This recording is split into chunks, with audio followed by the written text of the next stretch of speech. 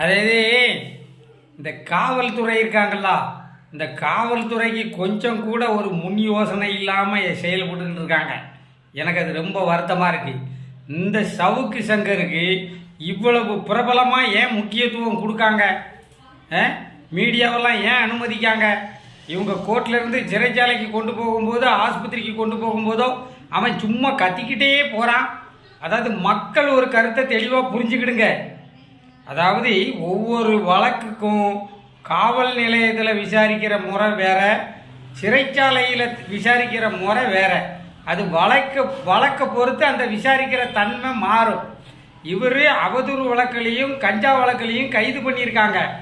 இவரை அங்கே சிறைக்குள்ளே அந்த மாதிரி தான் ட்ரீட் பண்ணுவாங்க, விசாரிப்பாங்க. துணியை அவரும்பாங்க, பேண்டை அவரு, ஜட்டியை அவரும்பாங்க. இவன் ஒரு 4 சுவருக்குள்ளே உட்காந்துக்கிட்டு கேமரா முன்னாடி உட்காந்துக்கிட்டு மைக்கை பேசின மாதிரி அவங்கக்கிட்ட கத்தி கத்தி பேசி சொடக்கு போட்டு பேசி மீசையை இப்படி திருக்கிக்கிட்டு பேசின மாதிரிலாம் சிறை அதிகாரிகள்கிட்ட சிறைத்துறையில் பேச முடியுமா? ஐயா, சிறைச்சாலைக்குள்ளே பேச முடியுமா?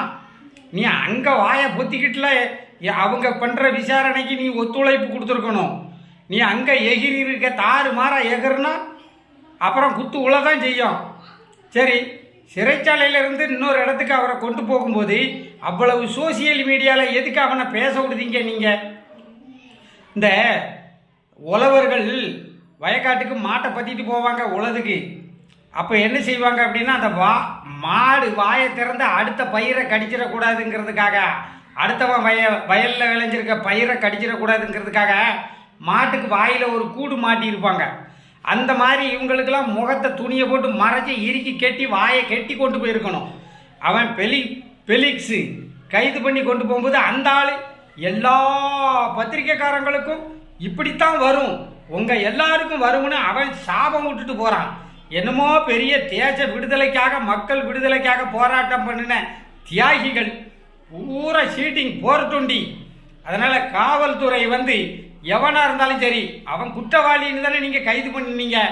அவனை மூஞ்சில் துணியை போட்டு வாயை இறுக்கி கட்டி வாய் பேச விட முடியாமல் எந்த மீடியாக்காரங்கிட்டையும் பேச விடாமல் கொண்டு போங்க. அவன் ஜெயிலில் பண்ணின அலப்பறைக்கு தான் அவனுக்கு அடி.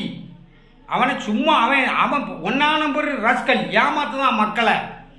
அவனே கீழே விழுந்துக்கிட்டு பிடிச்சி தள்ளியிருப்பாங்க, கையை திருக்கி இருப்பாங்க, முறுக்கி இருப்பாங்க.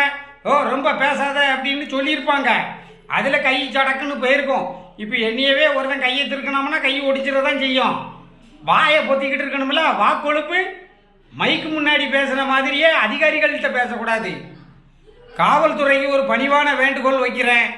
நீங்கள் நீதிமன்றத்துக்கு கொண்டு போனாலும் சரி, ஆஸ்பத்திரிக்கு கொண்டு போனாலும் சரி, சுடுகாட்டுக்கு கொண்டு போனாலும் சரி, வாயை கட்டி மூஞ்சை கட்டி துணியை போட்டு மறைச்சி கெட்டி கொண்டு போங்க. இவனுள்ளலாம் அப்போ தான் சரிப்பட்டு வரும்.